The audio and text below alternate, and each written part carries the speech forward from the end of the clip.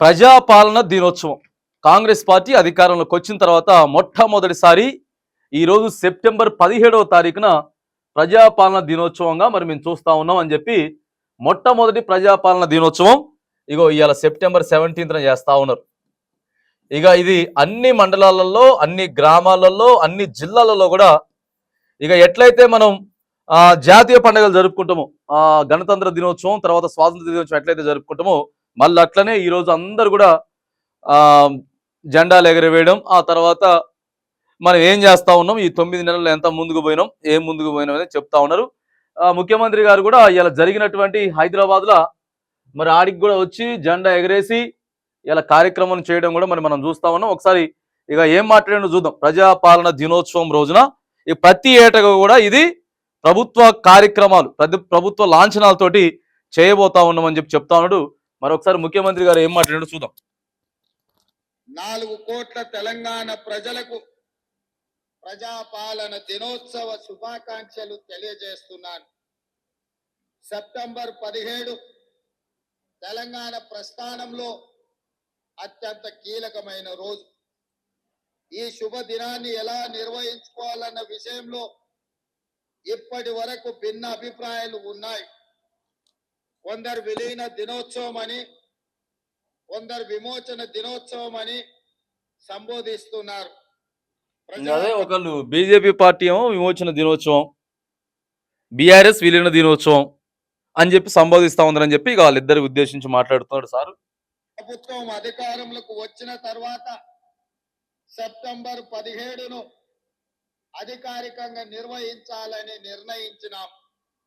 లోతైన ఆలోచన ఇంకా ఇందులో ఇమిడి ఉంది.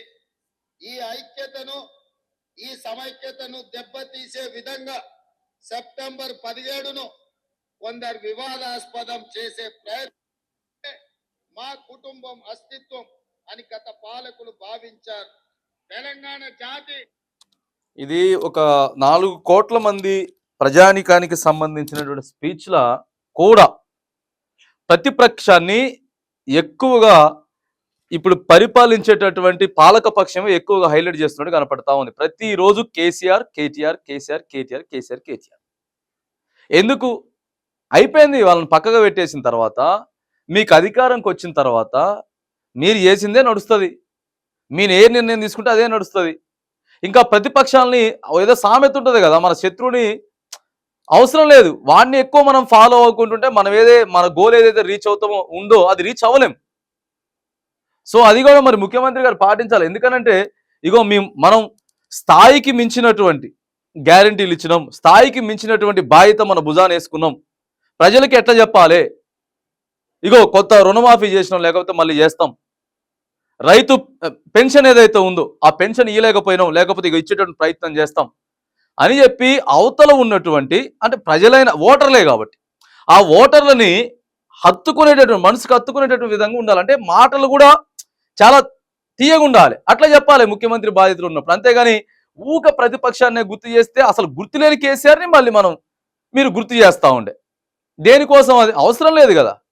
ఎప్పుడైతే వాళ్ళని గుర్తు చేసుకుంటూ ఉంటారో ఇగో అప్పుడే ప్రభుత్వం చక్కగా పోతుంది. ఊక ప్రతిపక్షం గురించి రెచ్చగొట్టినట్టు మాట్లాడితే ముఖ్యమంత్రి స్థాయిలో ఉన్నటువంటి వ్యక్తి ఇగో మాట్లాడుతుందంటే ప్రజలకి వినసొంపుగా ఉండాలి, అరే బరాబరు మాట్లాడుతుందిరా అన్నట్టు ఉండాలి. కానీ ఇక ప్రతిదీ కూడా ప్రతిపక్షాన్ని అయితే ఎట్లా ఏముంటుందండి ముఖ్యమంత్రి గారు?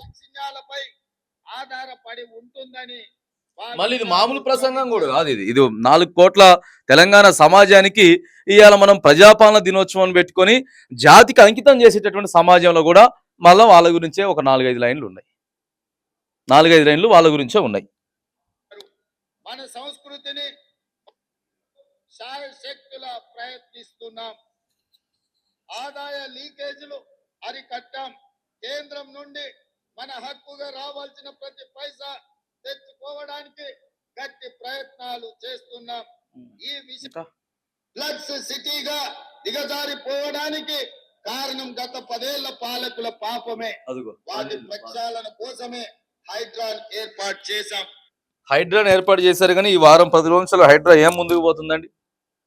ఓన్లీ పేద ప్రజల చుట్టుపక్కల హైదరాబాద్లో చెరువుల చుట్టూ ఎవరెవరైతే కట్టుకున్నారో పేద ప్రజల పక్కనే ఉన్నాయి. 1-2 ఏమో పెద్ద పెద్ద కూల్చేసిండ్రు, దాని మీద కొన్ని రోజులు జరిగింది, దాని మీద కూడా మరి లేదు. ఇంకా పెద్ద పెద్దోళ్ళు మరి ఎంతమంది కూల్చోబోతా ఉన్నారు, కొంతమంది సుప్రీంకోర్టుకి పోతున్నారు, కొంతమంది ఆల్రెడీ హైకోర్టుకి పోయినరు. ఇక ఇవన్నీ కూడా ఉన్నాయి. అందుకే ఒకసారి ఏదైనా అవ్వచ్చు కాక ఒక్కసారి నిర్ణయం తీసుకున్నాము అని అంటే ఇగో ఇదంతా మనకు కలిసి వచ్చేస్తుందని చెప్పి ఆలోచించుకుంటే నిర్ణయాలు తీసుకుంటే ఇట్లనే ఉంటాయి. మరి మనం చెప్తాను సరే రైట్, ఏదేమైనా కానీ ఇప్పుడు ఉన్నటువంటి రాష్ట్ర ప్రభుత్వం ఇవాళ ఆగస్టు 17 తారీఖు రోజున ప్రజాపాలన దినోత్సవం అని చెప్తా ఉన్నారు. ఇంకోటి కూడా ఏం చెప్తా ఉన్నారంటే ఈ రోజు గతంలో ప్రజాపాలన అయితే ఊర్లలో పెట్టి అప్లికేషన్ దరఖాస్తులు పెట్టుకున్నారో మళ్ళీ వాళ్ళు ఎవరికైతే పథకాలు రావట్లేదో ఇగో వాళ్ళు కూడా మళ్ళీ ఈ రోజు నుంచి దరఖాస్తులు పెట్టుకోవచ్చట.